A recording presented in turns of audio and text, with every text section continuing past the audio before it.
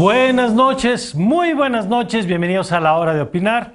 Yo soy Mario Campos, en nombre de Leo Zuckerman, titular de este espacio, le doy la bienvenida. Le platico más adelante, tendremos al doctor Antonio Lascano sobre el tema de la ciencia en México, lo que pasa con los fideicomisos, el Sistema Nacional de Investigadores. También tendremos a Mauricio Mechulam, que usted conoce muy bien, sobre las elecciones en Estados Unidos, que ya son el próximo martes. Pero arrancamos primero con el tema que hemos venido analizando a lo largo de la semana, los enfrentamientos entre gobernadores de la Alianza Federalista y el gobierno federal, ahora otros panistas que se unieron a esta demanda de un diálogo donde buscan un nuevo acuerdo fiscal para los estados. Pero para entrarle al tema, saludo con mucho gusto, como todos los jueves en esta mesa, a Ana Laura Magaloni. ¿Qué tal, Ana Laura? Hola Mario, ¿qué tal? Buenas noches todos. Buenas noches. Sabino Bastidas, ¿cómo estás, Sabino? Hola Mario, ¿qué tal? Buenas noches, Ana Laura, Luis, buenas noches. Y Luis de la Calle, ¿qué tal, Luis? ¿Cómo estás, Mario? Ana Laura, Sabino, buenas noches a todos. Con el gusto de verlos a los tres, como siempre. Y Luis, si te parece, comenzamos hoy contigo. Tu opinión de este jaloneo que tiene componentes técnicos, como un acuerdo fiscal, y componentes políticos de cara a la relación de poderes y a la elección del próximo año. ¿Cómo lo estás viendo? Bueno, obviamente, como bien dices, Mario, esto tiene un componente político muy importante, pero también un componente económico. Lo que vamos a ver en los próximos meses, de hecho ya lo estamos viendo, es una escasez de recursos públicos muy severa en el contexto de COVID, porque la crisis es profunda, la crisis va a implicar, aunque el gobierno parece tener la esperanza de que no vaya a ser así, una caída importante en la recaudación, un incremento importante en el gasto, y entonces una situación en términos de incremento en el déficit y la deuda, cosa que el gobierno quisiera evitar, y una búsqueda de recursos para financiar el gasto público en todos los ámbitos. Y por eso hemos estado viendo en los últimos años el uso de los fondos de estabilización, el debate que tuvimos sobre los fideicomisos recientemente, y ahora un poco la rebatinga de jalar la cobija por parte de los gobernadores. Entonces, eso solamente se va a agravar. Lo que estamos viendo es solamente un botón de muestra de lo que viene hacia adelante. Entonces, así es como hay que verlo. En el pasado, en el gobierno, los recursos venían del sur, porque había grandes recursos petroleros. Hoy los recursos vienen del centro y del norte del país a través del impuesto sobre la renta a las empresas. Entonces, digamos, los estados del norte tienen un poco más de autoridad moral de lo que hubieran tenido antes, porque son los principales generadores de recursos para la federación, y eso va a tener un impacto político y económico muy importante en los meses por venir. Y en ese sentido, a ver, Sabino, ¿qué se juegan los gobernadores con este movimiento? Mira, me parece que evidentemente hay un componente fiscal que se ha estado viendo a lo largo de la semana y el componente político. Desde el punto de vista fiscal, yo agregaría lo que acaba de comentar Luis. Yo creo que esta ley de coordinación fiscal se hizo para una época de vacas gordas. Había un cantarel, había una riqueza petrolera y los gobernadores a través de CONAGO, esta ley de coordinación y su presión y su fuerza en el Congreso lograron este esquema que hizo de los gobernadores pues no los principales, pero digamos uno de los actores más importantes en el ejercicio de la riqueza y del gasto petrolero. Hay dos problemas, uno estructural y otro coyuntural. El estructural es, Cantarell ya se acabó. Es el fin estructural de aquel modelo petrolero que les daba a los gobernadores, con las cuentas alegres del precio del petróleo, grandes cantidades de dinero que les permitían ejercer un gran poder, ejercer un gran presupuesto. Tan es así que de ahí salieron presidentes de la República y hay una gran discrecionalidad que generó una gran corrupción. Hay varios exgobernadores sometidos a proceso y creo que este es un tema delicado. El problema coyuntural es el que ya refería Luis, claramente el tema de COVID. Este es el entorno del tema fiscal que obliga a repensar. Ahora, hay un debate político torpemente manejado por parte de varios actores. Y yo lo que quiero poner en la mesa en este primer saque es mi preocupación de este tema del nacionalismo. Esta idea de la ruptura del pacto federal. Algunos analistas, comentaristas y amigos lo han minimizado y yo llamo a verlo con una gran gravedad y seriedad. Nada más tomemos como ejemplo lo que le pasó a Cameron cuando tomó un poco como estrategia táctica el tema del nacionalismo y puso en la mesa el Brexit y ha causado uno de los grandes problemas políticos de Europa y quizá de nuestro tiempo. Es una mala decisión política que genera muchos problemas. Y lo digo porque el pasto está seco. El populismo con el nacionalismo es una mala combinación. Y aunque en este momento pudieras decir no está en la agenda de riesgo de México ningún escisionismo, ningún fracturismo, ningún rupturismo, eso se puede exacerbar. A mí me preocupó mucho ver la posibilidad siquiera de que van a hacer una consulta a alguien para decir que están o no de acuerdo con el pacto federal. Me parece que esas discusiones son muy delicadas, son muy preocupantes, y si se hacen en aras de recursos fiscales me parecen dramáticas. Si se hacen en aras de ganar una elección, me parece que abren la caja de Pandora y ahora sí, a ver quién mete al tigre a la jaula. Hay que ser muy responsables con esta discusión. Yo creo que hay que poner en la mesa que populismo con nacionalismo es una muy mala combinación. Ana Laura, tu lectura de todo esto. Pues mira, coincido tanto con Sabino como con Luis. Jurídicamente todos sabemos que la Alianza Federalista tiene pocos instrumentos, digamos, ¿no? Esta ley de coordinación fiscal, las atribuciones que les da a los gobiernos locales y a la federación en términos recaudatorios, la forma en la que se ha organizado este tema de cómo se distribuyen los recursos, pues requiere mayorías legislativas e inclusive de reformas constitucionales que los de la Alianza no tienen. Y lo que estamos viendo es exactamente una protesta frente al ejercicio de las mayorías morenistas, que llegaron con una legitimidad que no ha llegado ninguna otra mayoría al Congreso. O sea, hemos tenido dos etapas de grandes mayorías, las mayorías priistas, que no tenían esta legitimidad democrática, y estas mayorías, digamos, que no tienen por qué consensar con los gobernadores, que ellos están aplicando la ley, no hay ilegalidades al respecto y hay escasez de recursos, inconformidades, un contexto electoral complejo y un país convulsionado, digamos. Eso me parece que en términos jurídicos no hay nada que reclamarle al gobierno federal.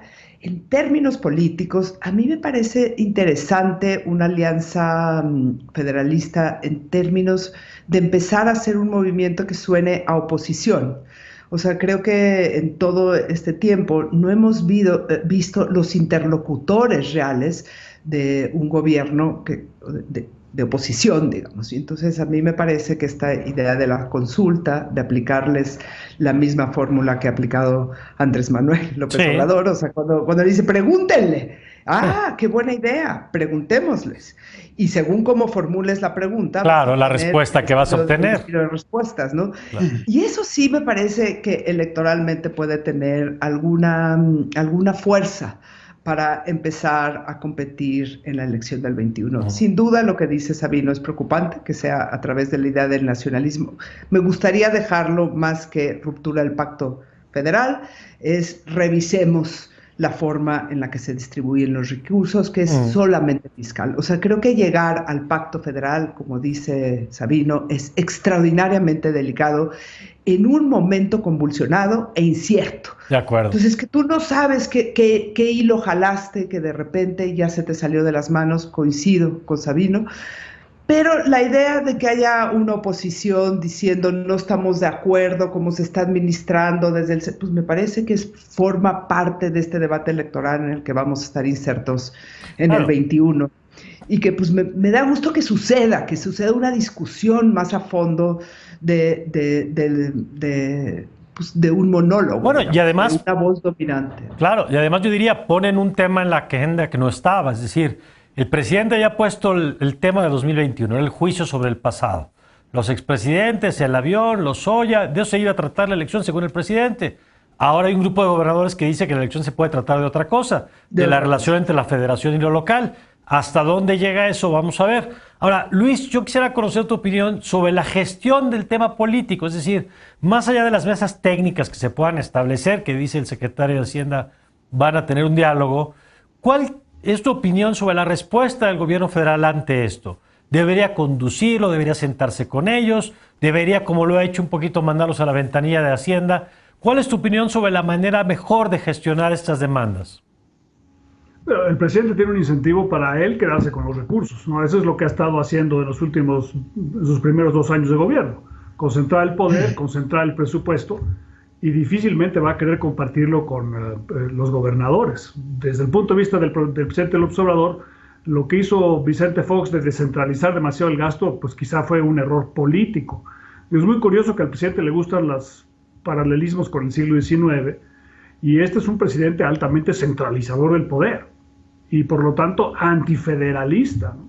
Entonces la Alianza Federalista le está respondiendo como los liberales del siglo XIX, diciendo vamos a debatir esto, y como bien dice Sabino, esto tiene muchas piernas en México. O sea, sí hay una tradición anticentralizadora que puede prender una mecha electoral importante en el centro y norte del país. Entonces no hay que minimizar el impacto. Yo creo que electoralmente esta es una discusión que al presidente probablemente no le convenga, ¿no? Porque cuando empiezan a hacer los números y cuando se vea que Pemex contribuye cada vez menos al presupuesto y que incluso es una carga al presupuesto, y que lo que sustituye los recursos de Pemex es el impuesto sobre la renta, y el impuesto sobre la renta se genera donde hay actividad económica, y la actividad económica está en el centro y el norte del país, pues la discusión ya es un poco distinta, ¿no? Como dice Ana Laura, no hay un espacio jurídico para los gobernadores, pero desde el punto de vista político a ellos les conviene que el presidente no lo gestione, sino que el tema se quede y se vuelva parte de la discusión electoral en 2021, y entonces si la gente salga a votar diciendo, oye, yo no quiero que la riqueza que se genera aquí termine en otro lado. Ese es un sentimiento que tiene un enorme arraigo y un enorme peligro, porque en México estas discusiones entre centralismo y federalismo pues nos han llevado a discusiones que ya no solamente se dirimen en el ámbito político, sino en otros. Sabino. Yo creo que Coahuila e Hidalgo son una pequeña pista de que la dimensión local va a tener un enorme peso en la elección del 21. Y por eso me preocupa mucho este planteamiento del exacerbar los regionalismos, los nacionalismos, porque uno sabe cuándo salen, pero no sabe cuándo acaban. Sí. Uno sabe cuándo empiezan, pero no cuándo terminan. Y en eso hay que ser muy responsable y muy serio. Porque la tentación de tratar de ganar una elección con el discurso de la federación no nos quiere y exacerbar que somos de Nuevo León o que somos de Coahuila o que somos de cualquiera de los estados que van a estar en campaña, por supuesto que tiene una rentabilidad local y de corto plazo, pero hace mucho daño en términos nacionales, y eso es la parte que me preocupa, sobre todo porque el presidente ha chacoteado tanto con la idea de las consultas. Sí. La Corte resultó tan triste y lastimosa en el tema de las consultas, que con qué legitimidad vas a prohibirle a un estado que haga una consulta para permanecer o no en la federación.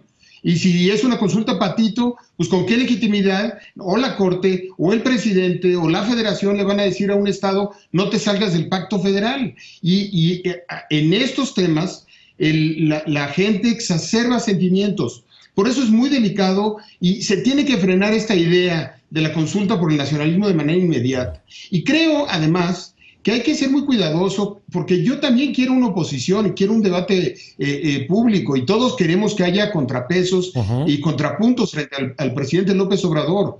Pero cuidado con responder a la demagogia con demagogia o al populismo con populismo, porque lo que yo estoy viendo en los gobernadores es un duelo de populismos. O sea, no me gusta tu populismo, entonces voy a poner en marcha mi populismo. El mío. Quita tu populismo para poner el mío. Y eso no es democracia. Cuando los gobernadores tienen los instrumentos de control, de bloqueo, judiciales, jurisdiccionales, para emprender acciones políticas de enorme estridencia, de gran visibilidad, pueden poner en marcha discusiones sobre el pacto, sobre la coordinación, porque además no es de que me salgo del pacto de coordinación fiscal, pues no es de que se salgan, eso es una ley del Congreso, claro. Y el Congreso tiene una mayoría de un partido político y no estar en condición de reformarla. A ver, no es de contentillo y no es de hoy cumplo la ley porque se me pega la gana y no la cumplo mañana porque no se me pega la gana. Entonces, cuidado con el presidente, porque en estos juegos poco importa quién empezó. Yo creo que empezó el presidente y empieza mal. Pero cuidado con quién le sigue y qué falta de altura de miras de la oposición, de la derecha, de otros partidos políticos, de no ponerle al presidente enfrente de una visión ligera, populista, una posición democrática, de principios, de mayor altura, de propuesta. Claro. Yo quisiera ver que Corral o que Sinué o Alfaro le pongan enfrente al presidente de la República y a la sociedad mexicana un documento de una nueva ley de coordinación fiscal que sea éticamente sostenible en un país de las desigualdades que tenemos, en un país de la pobreza que tenemos, que por esa pobreza ganó López Obrador como ganó, por esa corrupción ganó como ganó. Entonces, no ataquen al mensajero, que es López Obrador, ataquen a las causas que llevaron a López Obrador al poder, porque si no hubiera sido López Obrador, hubiera sido ese discurso con otra persona. Claro. Creo que eso es lo que hay que hacer. Es lamentable contender el populismo con más populismo y ver este duelo de populismos, porque a la larga esto lleva al radicalismo y a la destrucción de la democracia. Antes de ir con Ana Laura, nada más, voy contigo, Luis, porque sé que te tienes que ir, pero quisiera un apunte rápido antes de irnos ya con Ana Laura. Bueno, un poco complementar lo que sea Sabino. Creo que esto bien manejado puede derivar en una discusión sobre la necesidad de una reforma fiscal. Y la reforma fiscal que requiere el país debe empezar a tener como base la recaudación del impuesto predial, que debe ser desde mi punto de vista un impuesto estatal, municipal y que genere recursos, una cantidad importante de recursos. Y ojalá esta discusión, que tiene sus riesgos, termine en una discusión sobre cómo debemos reformar nuestro sistema tributario con base a transformar la recaudación del impuesto predial, que es un impuesto que tiene muchas ventajas, aunque tiene obviamente un alto costo político para los gobernadores y los presidentes municipales. Bueno, vamos a ver si va por ahí. Gracias, Luis. Encantado, gusto saludarlos. Gracias, Ana Laura. A ver, jurídicamente tú decías, ahí no hay mucho margen, pero ¿ves jurídicamente una salida? Digamos, si no tienen hoy los recursos para plantearlo, ¿crees que se podría dar un cauce por ahí a este conflicto? Mientras que no tienes las mayorías legislativas, no tienes forma de mover lo que hay, digamos, y no las tienen. Ahora, a mí, frente a lo que decía Luis, que me parece interesante, lo del predial y lo de la federación, a mí me encantaría un debate sobre qué resuelve los gobiernos locales y qué resuelve el gobierno federal. O sea, hoy más que nunca los ciudadanos han de sentir una orfandad de ras de tierra que no nos las podemos imaginar, una orfandad económica, de falta de empleo, de mucha angustia por el dinero, una enorme orfandad con respecto a los servicios de salud, a los servicios de seguridad. Entonces, a mí me encantaría un debate de por qué la federación o por qué los estados. Y eso es quizá lo que se parece a lo que dice Sabino. O sea, necesitamos propuestas serias, necesitamos una visión de país, una visión que resuelva las causas que llevaron a Andrés Manuel López Obrador al poder, que ahí están a flor de piel. Entonces, en vez de seguir en esta rebatinga, a mí me encantaría que los gobernadores hablaran de qué tienen que resolver ellos, qué les toca a ellos, que no le toca a la federación y que no lo pueden hacer en términos del COVID. Es que ahí yo tengo la impresión también, Ana Laura, y ahorita escuchamos también a Sabino, pero que los gobernadores también lo que están calculando es que ante la falta de recursos que viene, la pregunta es ¿a quién le va a pasar la factura el ciudadano? Exacto. Y ellos están diciendo, o me la pasan a mí porque yo asumo la cara cercana a la gente, o le digo a la gente que el enojo es con el que despacha a no sé cuántos cientos de kilómetros de allá. Y me parece que ese es como el intento también de no cargar los costos de los recortes, que entiendo no son facultad del presidente, sino que es resultado también de una realidad económica, pero es un tema de cargos políticos, ¿no? De costos políticos. Y es un tema, a mí me parece que no está clara esta división de atribuciones ni estas visiones estatal-federal, que lo que hay hoy es la discusión sobre el dinero. Ojalá estuviera la discusión sobre las responsabilidades y sobre cómo este pacto fiscal y esta forma de ejercer los recursos y esta forma de entender lo federal versus lo local, los más perjudicados han sido los ciudadanos. Porque yo sí sostengo que la verdadera transformación, la que le generaría un piso de igualdad real a México, es una agenda muy local. Es una agenda que empieza con la justicia local, con el servicio de salud, con la escuela inmediata, con el policía del barrio. Eso es lo que puede darle una impresión al ciudadano de estar protegido por su gobierno, ¿no? Entonces creemos que el presidente lo resuelva todo. En realidad puede resolver poco con respecto a lo que podría resolver el gobierno estatal. De acuerdo. Y esa discusión a la luz de los recursos y a la luz de las responsabilidades sería muy útil en el país. O sea, como que tenemos que salir de este impasse en donde todo se trata de quién se lleva el pastel político, pero no quién resuelve los problemas que le aquejan al ciudadano. De acuerdo. Y ahorita se han agravado de una manera dolorosa, ¿no? Sí, sin duda, y se van a agravar más por lo que estamos viendo. Y a ver, Sabino, ya advertiste y con mucha claridad los riesgos del populismo, los riesgos del discurso nacionalista o regionalista, adviertes sobre destapar estos demonios, pero ¿ves otra ruta en este momento de salida para este conflicto? Es decir, ¿tú crees que en algún momento pudiera sentarse el presidente con los gobernadores, sentar un diálogo, como decía Ana Laura, de responsabilidades, de recursos?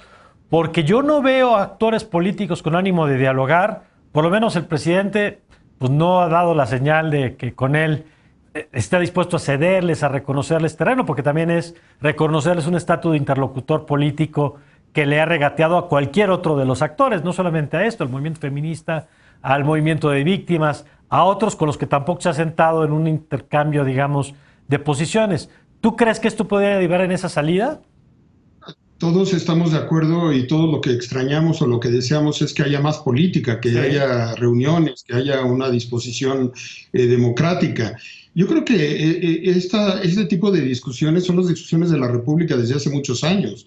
La discusión del desarrollo regional tiene en mi memoria por lo menos 30, 35 años que escucho gobernadores y presidentes hablando del desarrollo regional, que es un debate ético de la democracia, que es un debate norte-sur, que hay que tener claro que hay estados con menor desarrollo y estados con mayor desarrollo, y que esas desigualdades no permiten el funcionamiento integral de un país, como hay desigualdades de género, como hay desigualdades de ingreso, y esas discusiones políticas hay que tenerlas.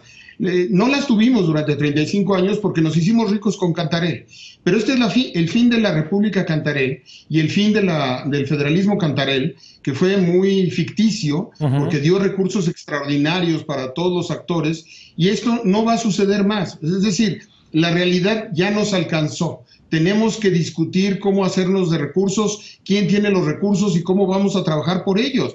Y este tipo de discusiones no se resuelven más que haciendo mucha política. Sí. Lo que debemos presionar es que esto se dé en el centro, no en las posiciones radicales, se dé en las mesas adecuadas y a través de los cauces institucionales. Preguntas concretas. ¿Dónde está la secretaria de Gobernación en la discusión? ¿Por qué tiene que salir el secretario de Hacienda en Twitch a explicar el federalismo? ¿Por qué no está la secretaria de Gobernación en una mesa con los gobernadores? ¿Dónde está la interlocución de Gobernación y de otras instancias del Ejecutivo, dialogando con cada uno de los gobernadores los temas?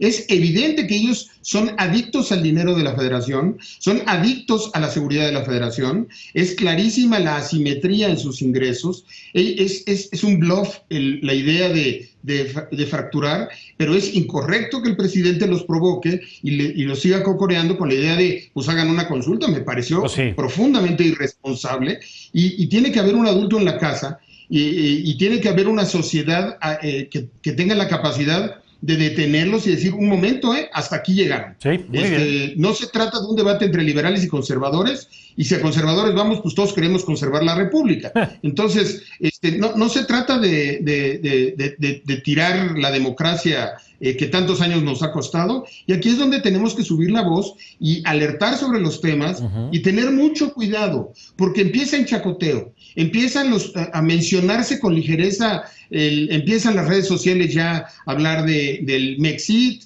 del Nortexit, y empiezan a jugar con el tema. Los analistas no lo toman en serio, los políticos tampoco. Pasado mañana a un loquito se le ocurre una consulta regional, y estamos ante un entuerto del que Gran Bretaña, que tiene una tradición democrática y varias capas geológicas más de fortaleza democrática que nosotros, está atorado con un Brexit que fue producto de un discurso torpe y de una decisión torpe de una generación torpe. Entonces, las democracias mueren cuando todos hacemos tonterías. cuando todos los ciudadanos estamos al margen de esa discusión. Claro. Y creo que en este momento lo que necesitamos es madurez política y, por supuesto, diálogo. El llamado al presidente es, por supuesto, al diálogo. Y el llamado a los gobernadores es abandonar este tipo de discursos y tener claro que si lo que quieren son recursos, como decía Ana Laura, vamos a discutir el tema de política pública, vamos a discutir el tema de lo local, y en esa agenda hay mucho poder político y mucho futuro para ellos y para México. Pues vamos a ver cómo crece este debate, Ana Laura, a ver si aparece el adulto